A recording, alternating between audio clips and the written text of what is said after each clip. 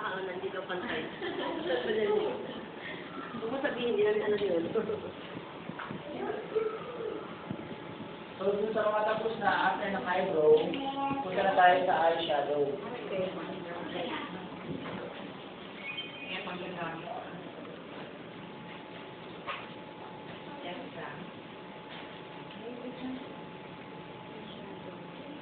Okay, yung eyeshadow na gagamitin natin, this one.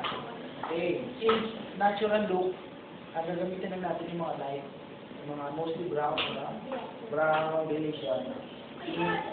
So, for example, dito sa beauty palette na to, ang lagi natin uunahin sa paglalagay is yung base, di ba? Usually base naman. So, yung base, yun yung ating mga light colors. For example, dito.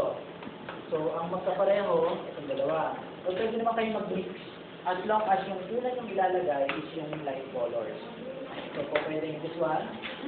At ito dalawang pagpapartner nyo, ito yung base natin. Kung ito naman ang magkapartner, ito yung base. Pag ito yung magkapartner, ito yung base. Okay, basta dami yung light. Kanya po ako. Yan na.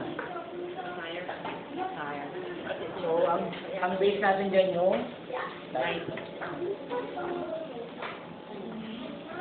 Dito sa blue, ang base natin yung